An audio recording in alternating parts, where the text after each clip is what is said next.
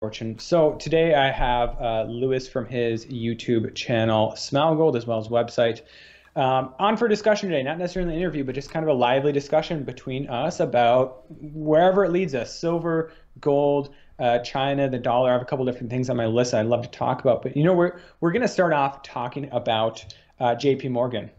Because actually right before I started recording this, or what you're listening to here, we're talking about them, and I think we both had some interesting things to say about them. So first of all, thanks for coming on today, Lewis, and maybe you can give a quick review of what we were just kind of talking about. Oh, hi, Matt. How are you today? Good to have you. Not too bad, not too bad. All right. Yeah, I think what we were talking about, we were batting around some ideas about JP Morgan and the rationale that it might make sense for JP Morgan to have accumulated silver. It might make sense for them to have X amount of silver, and that it might make sense for them at some point to pull the trigger and actually reverse that trade and make some money on it.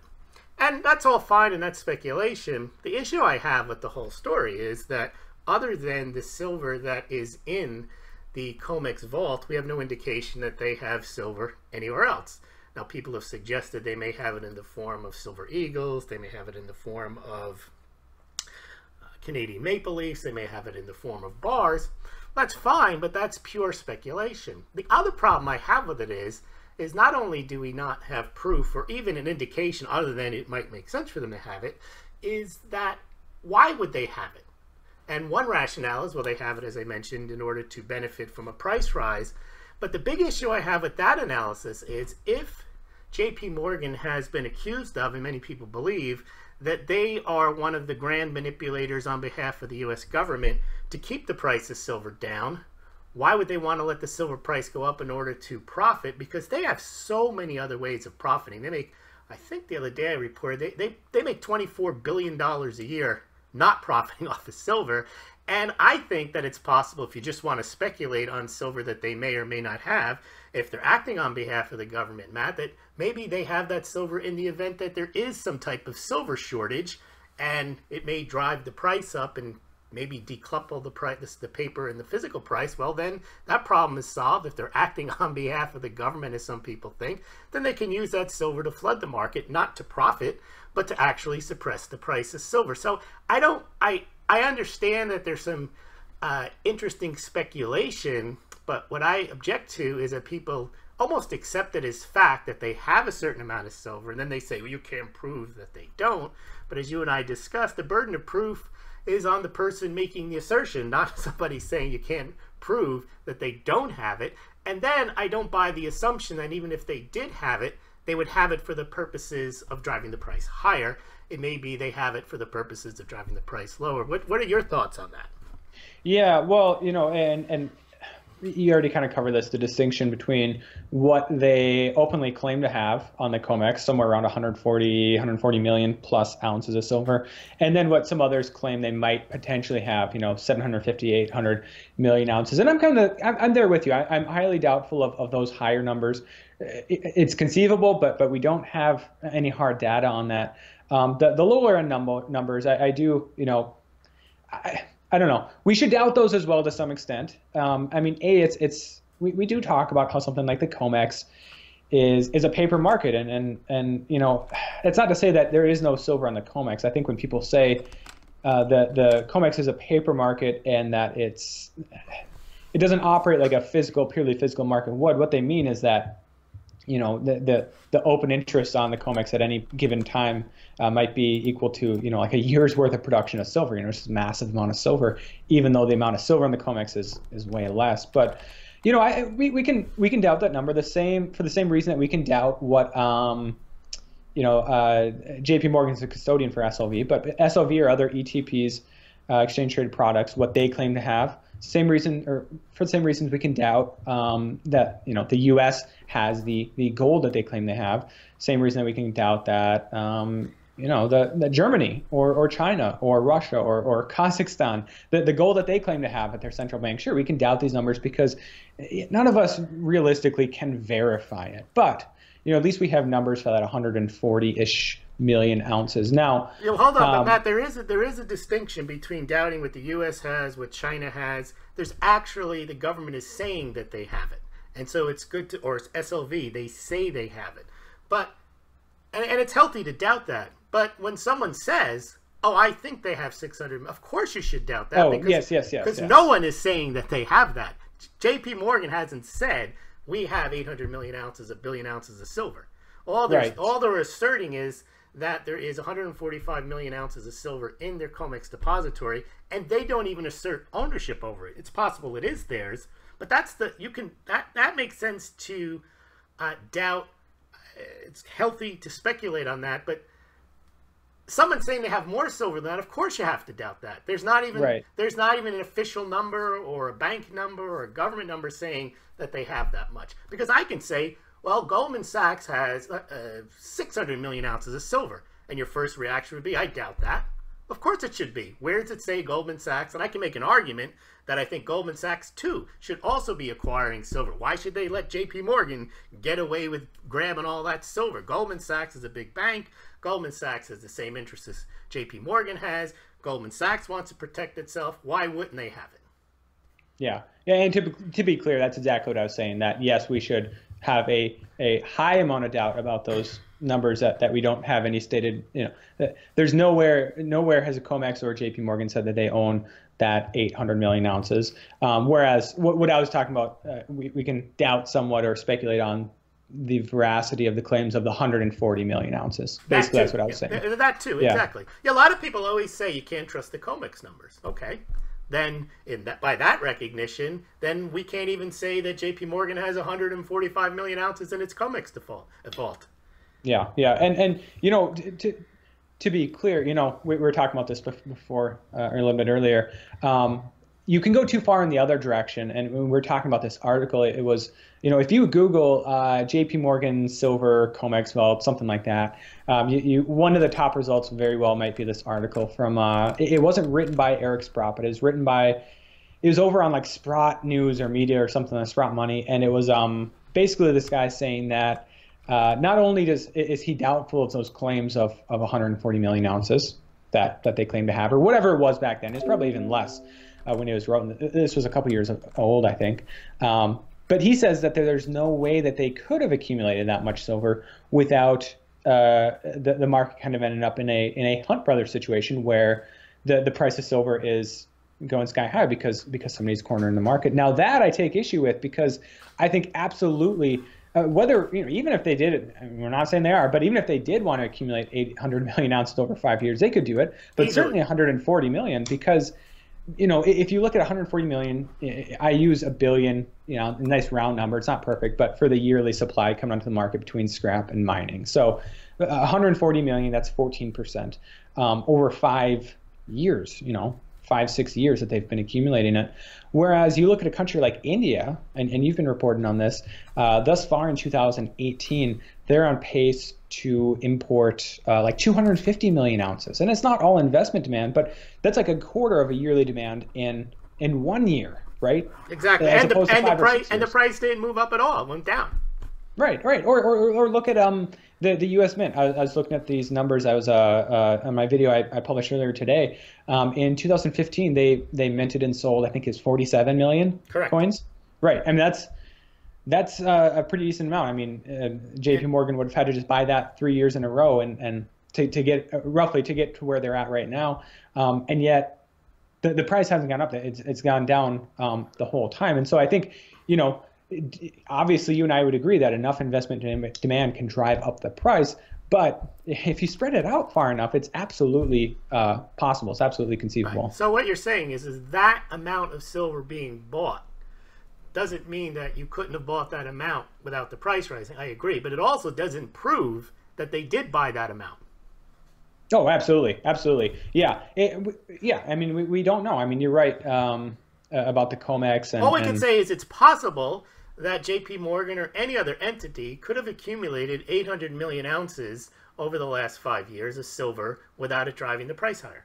Right. We've seen large flows of silver and gold not move the price of silver or gold. Yeah. And yeah, we can doubt that, but at least it gives us a little bit of a better concrete data to then kind of draw some conclusions or speculate on, for the same reason that we could draw some conclusions on, hey, China, they're accumulating, they're importing gold and they're mining a ton of gold that they're mostly keeping within their borders, or India's importing a ton of silver, or Kazakhstan's stacking gold. We can use that, and we can kind of infer some stuff from that, even if we don't know for sure that any of those countries, have a single ounce of gold for sure, because I haven't been to Kazakhstan. I haven't been to their central bank, but at least we have a starting point. Well, there's no reason to doubt. I would say there's no reason to doubt the numbers that Kazakhstan is reporting. They do have gold mining production. They're not saying that they are adding to reserves more gold than they actually produce. China is obviously a gold mining country. No one doubts that they're mining a lot of gold. No one doubts that they're investing in gold mines around the world. No one is really doubting the gold flows through Hong Kong into China, or the gold flows into India. So there's certain numbers we have to take with some credibility, but there's other numbers you could, and you can doubt those too. There's nothing wrong with doubting them, and you can come up with reasons to doubt them, because every bit of official data has in it the seeds of some reason to fudge it for whatever reason. And you see it with employment numbers, inflation numbers. It's not particular to India, China, or the US. All governments have an interest in potentially screwing up with the numbers, but generally they try to screw up with the numbers only in ways that you can't detect that actually would pass the smell test.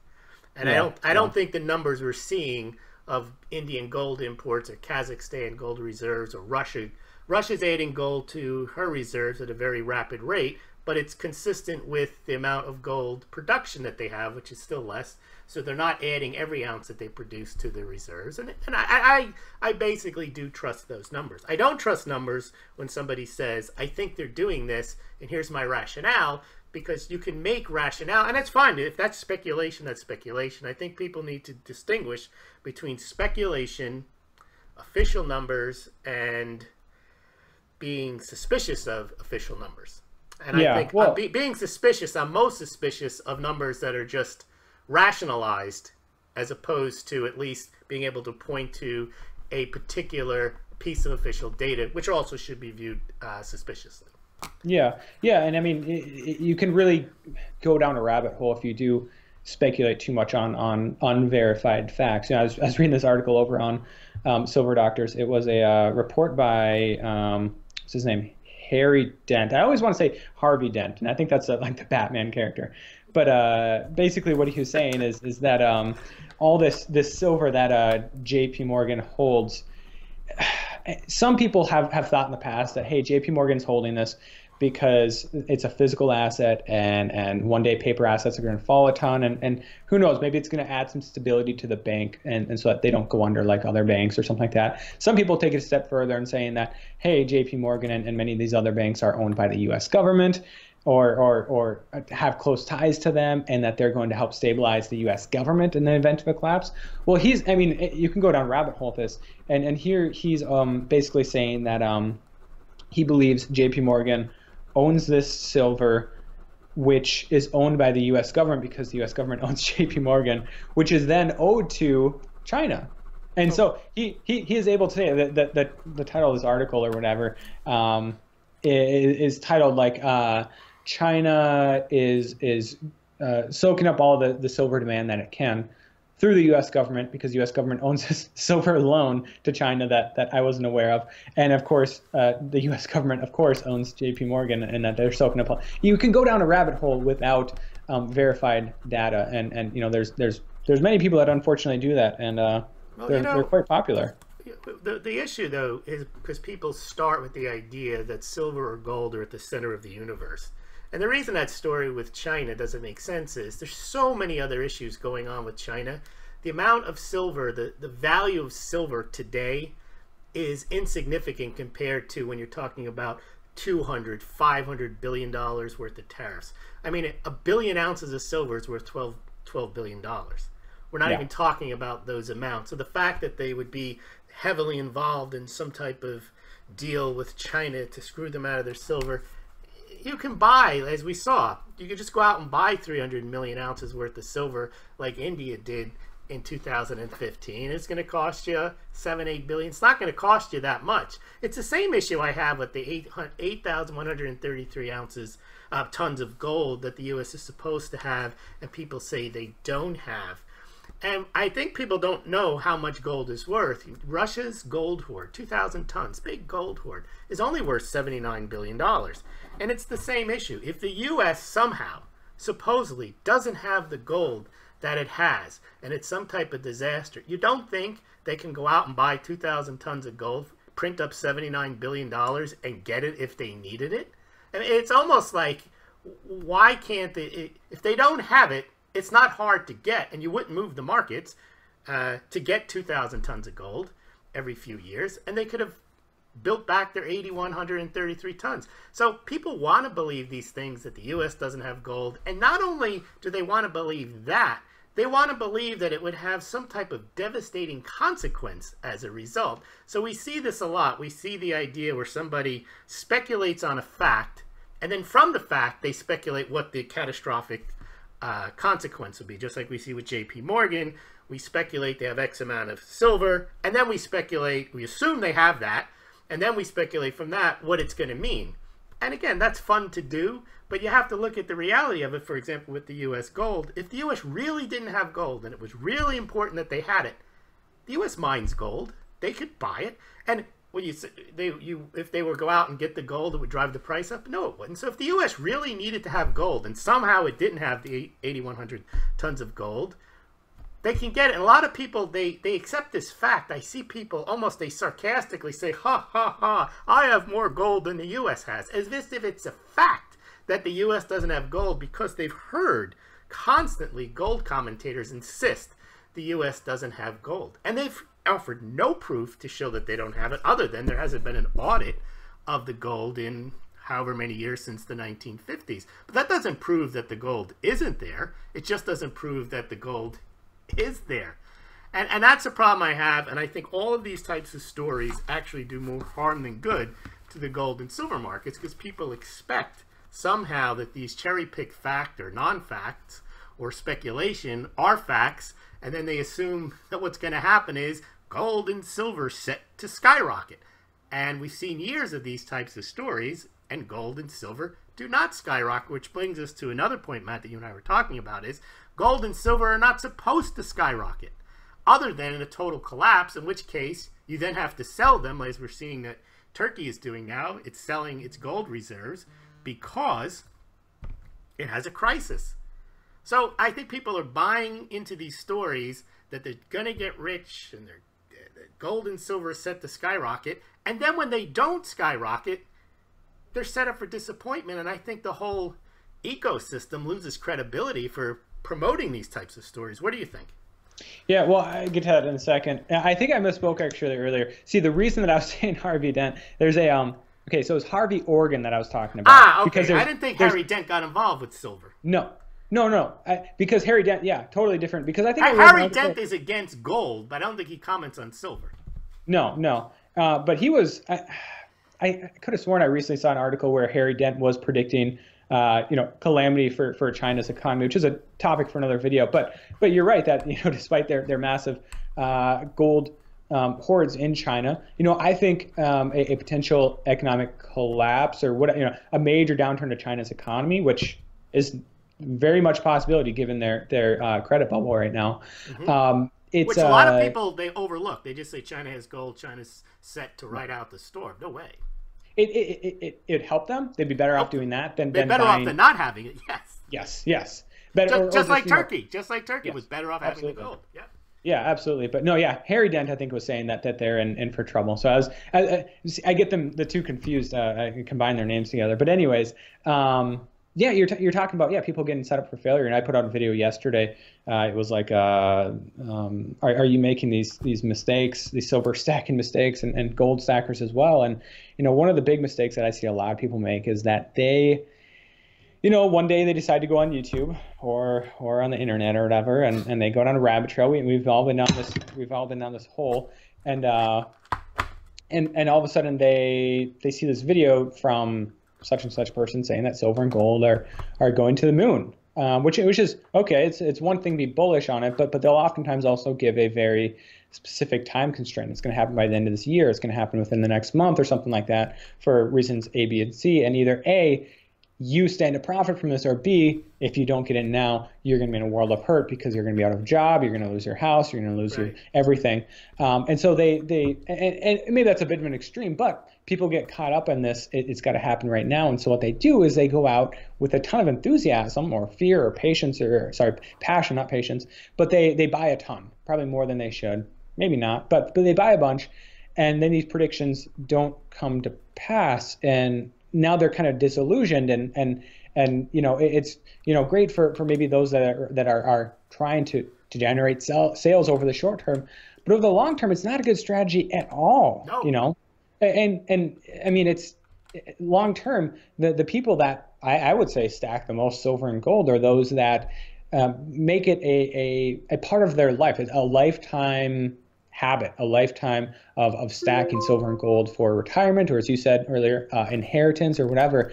I think that's it's a long term. It's going to be a stable thing. Whatever you consider it, if it's insurance, if it's a hedge, if it's a savings account or a speculative investment, whatever, you have to understand. You have to go in with it. The mindset of it being a long-term stable process. Some people have said, if you're going to buy silver, or gold or whatever, only buy it if you are willing to hold on to it for potentially 10 years, right? And if that's not the case, then okay, maybe if you want to play the speculative market over the short term, then I don't know. Use other tools, use paper tools or something like that. I don't know. Or buy biotech stocks or cryptocurrency if you want to speculate. But one thing I like to look at is you're saying that gold and silver are insurance. Well, then don't be disappointed or try to predict when your house is going to burn down if it doesn't happen. Or don't be upset that you haven't had a car accident yet. I mean, the idea that somehow you're going to predict dollar collapse on this date, or this is over, game over. If you wish for you should never wish, I believe, if you're rational, for an insurable event to happen, unless you're trying to commit fraud. So you own a real estate property that's losing money, and you want to get the insurance, and it burns down, then you're happy. Sure. But for insurable items that you do not want the event to happen, such as your house burning down, you're having an accident, a catastrophic health bill, the reason you have insurance is not so you wish for those to happen. And I think a lot of people have gold and silver. They don't have it for insurance. They have it because they expect gold and silver to skyrocket. But generally, they only skyrocket in real collapse situations, like we're seeing Venezuela, Iran, Turkey. Gold is skyrocketing, but those countries are in collapse. They're in a position, if you lived in those countries, even if you had gold, you probably would have preferred that those collapses didn't happen, and that you could still walk the streets and buy goods and services without having to worry about what's going to happen to your country, whether there's going to be running water, whether there's going to be food in the grocery store. Yeah, I mean, and I think I wouldn't consider it a full-blown like insurance, like you're not hoping for it to happen, because, I don't necessarily want a collapse to happen. It's just more so that, I think at some point, I could be wrong. And we talked about this earlier, hedging your bets. And sure. That's why my long-term plan to build wealth is not to buy silver and wait for it to go up, but it's going to be using skills. It's going to be working. I mean, that's how a lot of people, create wealth in the first place. But, take, for example, this idea of a collapse. I don't know when it's going to happen, a year from now, 5 years from 10 years from now, whatever. But, the difference between the possibility of your house burning down, which is a low possibility for the most part, unless you live in California next to a drought-stricken area or something like that, the possibility is pretty low. Whereas I would say in places like the United States or something, I think we can say with a reasonable amount of certainty that, sure, maybe there's not going to be a full-blown collapse, but things are going to get much worse. You look at things like the national debt, or just the fact that our economy as a whole is a consumption-based economy, and most of that consumption comes from, debt. It's well, the whole world is based on that. It's not just the U.S.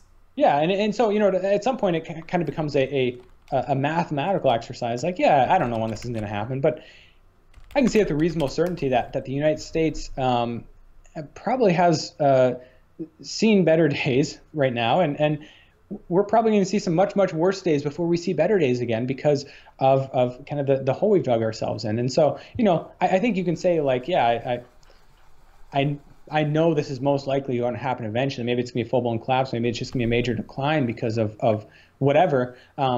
But it's a little bit more of a certainty, I think, with people that are investing in precious metals versus just taking insurance out on your house. I view it as maybe an insurance in the sense that, not unlike a hedge, I guess. If you're investing in heavily in one asset or a couple assets that could drop a ton, well, then great, you have a hedge in precious metals, which might not drop as much or might rise in that situation. Yes, we did discuss this the other night on the Smaulgld channel. We discussed whether gold and to a certain extent silver is an investment, an asset, money, or insurance. And I came down, and it wasn't really insurance. It was more, as you're saying. Right. And you did see that the U.S. posted a $214 billion deficit in August. That's one of the largest amounts, and that brings the current deficit to 21 trillion. But one thing I like to point out, whenever people mention the U.S. debt situation is untenable, and it is, and I don't disagree with that, but the debt situation in China, Japan, the EU is in some instances worse. And one of the things people say about China is, well, they've at least built stuff, they have infrastructure. Actually, infrastructure is the worst thing you can build when you have a collapse, because if there's no economic activity, then having infrastructure is even more useless, and then it has to be kept up to date, it has to be maintained, and if it's not making any money, then it's a liability, it's not even an asset. So you're better off in a way having a service-based economy in a collapse than one that has built up a lot of stuff that there's no need for and no way to profit from having it around. So I think the world is in a situation where the entire debt-based, credit-driven economy, because that's how they drive GDP, there's no two ways about it, is in for an awakening. And at some point, and the only reason it hasn't happened so far, I believe, is that all countries are involved in believing each other's nonsense, that they accept each other's debt as an asset, and they hold on to it, and they think, see, I have on my balance sheet X amount of assets because it says the US owes me this amount of money, ECB owes me this amount of money, Japan, but they don't expect to get paid, but they don't mind it, they don't get paid. And it's one of those things, it's the old cliche, it doesn't matter until it does, but the consequences of it mattering are so catastrophic that none of the countries, not China, not Russia, none of them want to fess up to the fact that there's more debt in the system than there is potential productive capacity and certainly tax revenues to pay for it all. Yeah, and I mean, eventually you're going to get to that Minsky moment within some countries. Absolutely. Yeah, where more debt is not conducive to additional economic growth. And for the listeners and viewers, what I'm talking about is that debt creation can drive economic growth over the short term. I did this video, I put out a video the other day titled, are hurricanes good for the economy? No, of course not. But over the short term, the debt that is accrued and the spending that takes place can stimulate economic growth. But over time, and you're seeing this in China, places like China and many other places right now, over time, at first it might be a dollar of spending, for example, equals $1 of economic growth. Right. But then later on, it takes $2 of debt to stimulate $1 of economic growth, and eventually it's going to be $10, $100 of debt to, But eventually, that Minsky moment is where more debt creation actually leads to economic contraction, right? But yeah, I mean, I think you're absolutely right. All these countries are kind of messed up, and maybe it's just going to take some kind of friction between different countries. I mean, I think of the emerging market crisis right now. Some of these countries are, I guess, less developed economies, and perhaps when some of them try to, I guess, buck the trend and not do what they're supposed to do and accept IMF bailouts or something. I'm thinking of a place like Turkey, or you have a friction between what are supposed to be partner states like Italy and Germany, or Italy and the EU. When you have that type of friction, then maybe they're not so willing to let the other off the hook. But even then, it's even if not in Germany's best interest to help Italy, or it's not in the U.S.'s best interest, or IMF or whoever, to help Turkey, in the end it kind of is, because if one domino falls, eventually many others will. I actually had a question here about. I wanted to talk about the dollar with you. Okay. Well, basically the strong dollar, because it is relevant, I think, to precious metals, obviously. Yep. I want to get your take on how much longer Trump is, and it's not just Trump, but how much longer is he going to kind of put up with a kind of strong dollar policy? I mean, I think of it as this way, the idea of a strong dollar policy. It sounds like something, just when you look at the word, never mind the implications, but the strong dollar policy, it sounds like something Trump would be in favor of, right? Like a strong currency, he wants a strong Make America Great Again and everything. But it also definitely is not conducive to some of the other efforts that he's making in terms of trade. It's not good for the trade deficit. Actually, it is. Let me explain. No, go for it. Okay, so first of all, strong dollar is relative. And Sure. what all the countries do that are in this game together is they make sure that the currencies act within a band. The dollar's never going to go up 30%, and it's not going to go down 30%, just like the EU, because they all have open market operations and their foreign exchange desks. And so if their currency is getting too strong, they'll sell their own currency, or vice versa, they'll buy it. So they all work in a way where they allow certain things to happen. Now, let's talk about Turkey and then China. So Turkey, the United States clearly wants to punish Turkey. And when the Turkish lira fell, the United States was like, okay, it fell. We're not going to buy Turkish lira. We're not going to sell dollars. And no one else did either. And they allowed the Turkish lira to collapse. And why? They want Turkey to get screwed. Now, look over at China. A strong dollar, you say, well, Trump wants a weaker dollar because he wants to create this export machine, and obviously if you have a strong dollar, it's not going to happen. However, he also knows, I believe, or this is my view, that if he's going to slap tariffs on China, that's going to make things more expensive. However, he also knows that China is not going to say, well, screw this, we're not going to ship any more goods to the U.S. What China is going to do is two things.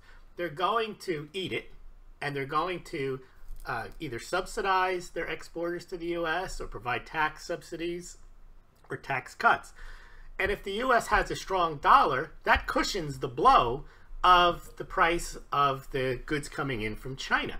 See, because if the dollar was weak, then it would cost even more for Chinese goods to come in. So I think temporarily, until the U.S., if ever, becomes more of an exporter, it makes sense to have a strong dollar to offset the increase in price of Chinese goods coming in. So if China is helping to offset the price of the goods coming in, the impact of the 20-25% tariffs, a stronger dollar also helps, so the U.S. isn't harmed as much. So short term, a strong dollar, they have a strong dollar policy when it suits them, and then when it doesn't suit them, the U.S. can always sell dollars and weaken the dollar. But right now it makes sense for the U.S. to cause this kind of crisis in Iran and Turkey because they don't like those countries. It also helps to have a stronger dollar because they want to offset the price of Chinese imported goods by having a strong dollar, which means you can buy more Chinese goods. So essentially what you're saying is that yes, a weaker dollar potentially could help us if we ever switch. I see it as pretty doubtful in the near future, but switching to more of an manufacturing export based economy. But since we're not there yet. That's not the reality right now, that a strong dollar at least helps keep prices relatively low for consumers, specifically from China. Okay, yeah, that makes sense. Because politically, if Trump slapped these tariffs on and we had massive inflation on Chinese goods, and that's where most of the consumer spending is on Chinese goods, they'd run him out of office. Yeah, and what I find interesting is how that meshes or doesn't mesh or whatever with some of Trump's comments on the Fed. I mean, he hasn't been super vocal about it. I mean, the Fed chairman is a guy that he appointed, but he's not a fan of the Fed continuing on this tightening policy. And obviously, if the Fed were to slow it down, stop it, or reverse it, and actually loosen monetary policy, well, then we have a weak dollar, which could keep the economy going on a little bit longer, potentially. Could ease conditions, maybe for the duration of his first term, or so, in theory. But that's not that's not strong dollar. It's not what him and Larry Kudlow have been talking about for so long. Right. I mean, there's not just the impact of Fed rate hikes on the dollar. There certainly does help strengthen the dollar. But the main concern I think they're worried about is the impact on the ability to create credit so people can buy cars, people can buy houses, and so on. So I think the Treasury, if it wanted to, can support a weaker dollar or a stronger dollar through its operations. The Fed can help, but only the Fed can handle interest rates, which can impact the macroeconomics of consumer spending. Yeah, yeah.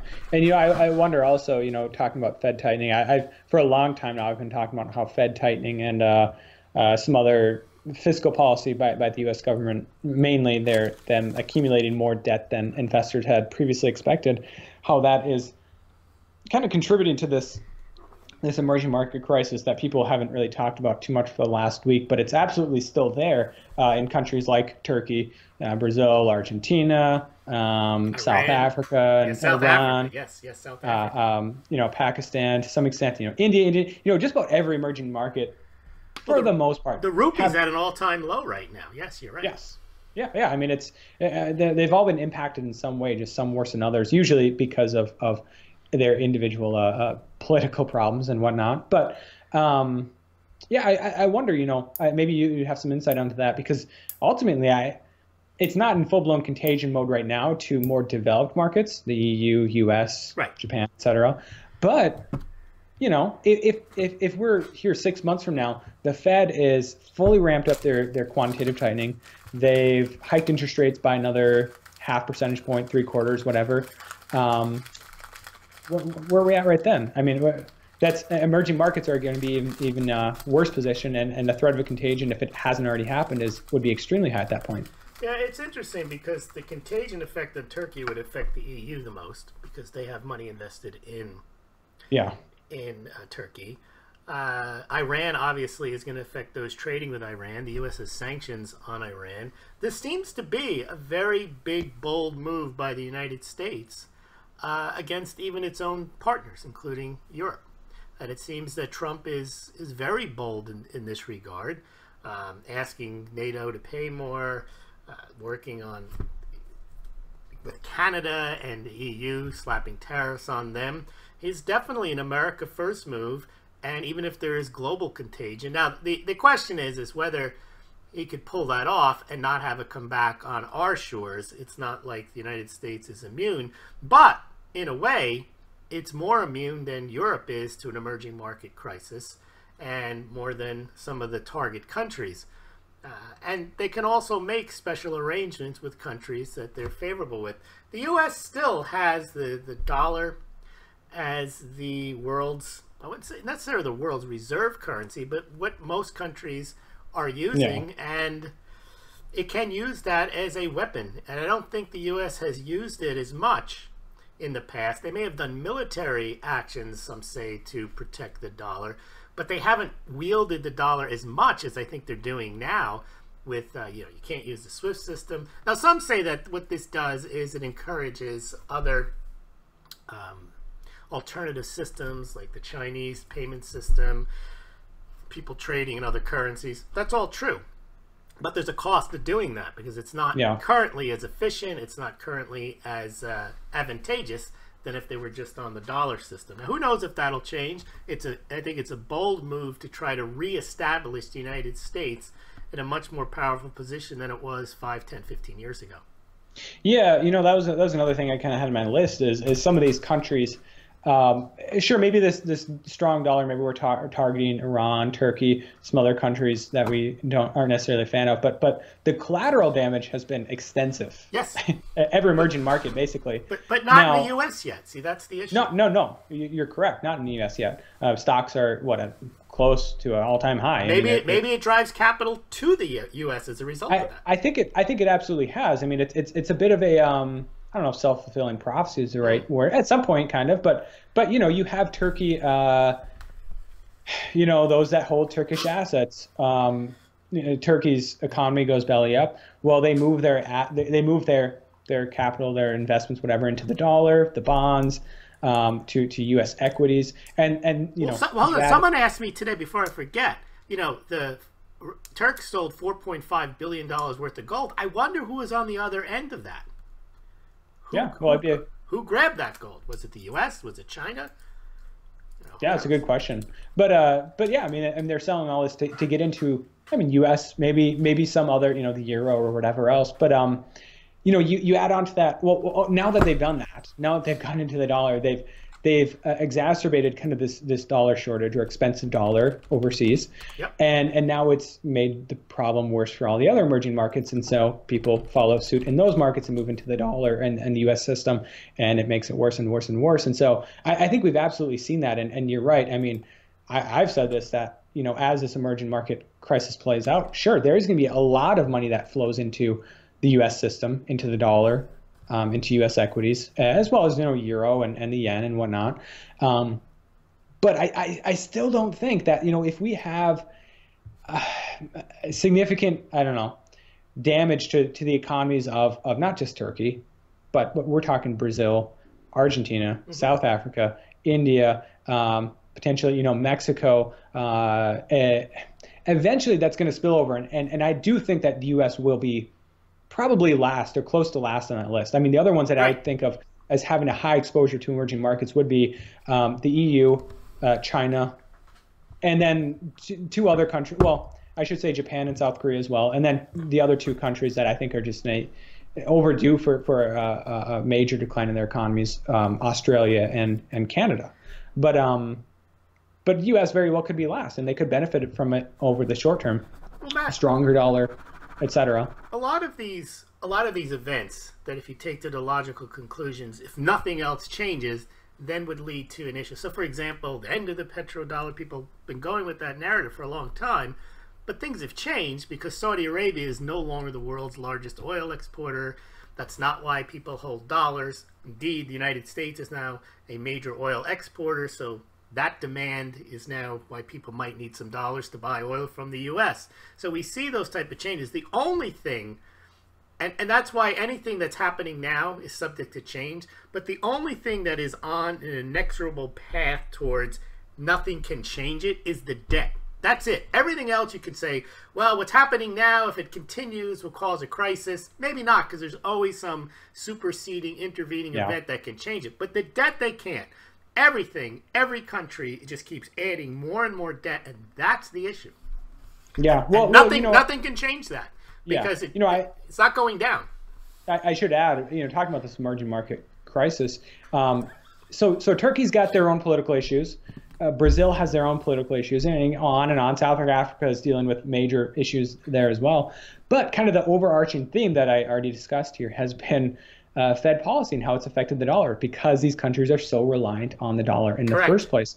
And so you're right. I mean, this doesn't have to lead to a full-blown crisis this time around, but I also think that there's a good chance that one of the things that could stop this crisis, and this might not happen until it starts to kind of reach U.S. shores, it would be the Fed.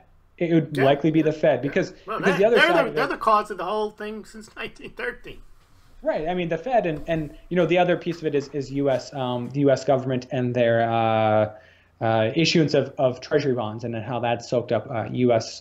dollars in that as well. Yep. But that's obviously, as you just said, that debt, the U.S. path towards more and more debt, that's not going to change. Whereas the Fed, they very well could say, hey, we're going to cut back on this quantitative tightening. We're going to hold off on more rate hikes, or if it gets bad enough, reverse it altogether. Which I think eventually is coming. As you said, the debt is unstoppable. It's the one sure thing that's going to go up and up. That and that currencies are over the long term going to become worth less and less. Are they going to allow the entire debt-based system to fall apart because of just a huge deflationary event? I don't know. I don't know what your thoughts are on that, but I've always kind of been doubtful of that long term, that they're instead going to turn to. I agree with you. The only thing is, I'm amazed at how long they're able to come up with financial shenanigans to, quote, kick the can down the road, and that's why you never know when it hits. The people in Turkey probably didn't expect it. Venezuela, Iran. It could hit in the United States at some point. I'm not betting for or against it, but it's clearly a possibility. And I think those are the reasons why you own precious metals, not for it to skyrocket, just to have your insurance set away. Right, right. We don't know where the stock market's going to be in 5 or 10 years from now, Nope. but we know that we could say with probably 99% certainty that the U.S. debt is can continue most likely on its exponential path to more and more debt, or world debt, I should say. World debt, Right? exactly. We should ignore them, and also that as a whole, fiat currencies, the dollar might be stronger relative, right? It could be weaker, but as a whole, they're all going to be weaker 5 or 10 years from now. I mean, those are almost sure bets. Well, if If it's credit creation, the credit creation creates more currency. Then by definition, if there's not at least the equivalent amount of productive capacity or production from that, then that is what's going to happen. Yeah, yeah. Well, maybe we should wrap this up. Sure. It's been good talking to you. I think we're at like 50, 55, 45 or 47 minutes, something like that. But yeah, absolutely. I'd love to have you on again. It's been good talking to you. And for my viewers, I don't know if you're probably going to show this on your channel as well, correct? Sure. Let's just exchange where we can see each other's content. Matt, you go first. Oh yeah, pretty much just YouTube. And if you're YouTube, Silver Fortune. I put out videos usually every day.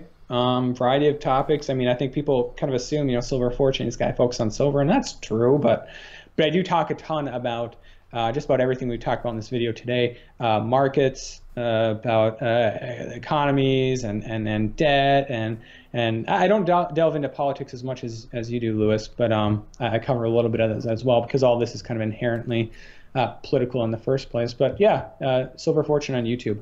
Okay, well, it's YouTube. Every night I do a live stream, 8 o'clock Eastern Standard Time. Everyone's welcome to join that. Then I post the videos on BitChute. I have a lively Twitter account, Facebook, Steemit, Minds.com, and Smaulgld.com is the best place to go. If you want to see the charts that I produce, they're easier to see than trying to look at them on your YouTube screen. So please check that out. Yeah, all right. Awesome. And yeah, I should add that your website is a great source for information and charts and all of that, because it's nicer to look at than just the raw data, for sure. Yes. Thank you very much, Matt. Thanks, everyone. Yep. Have a great evening.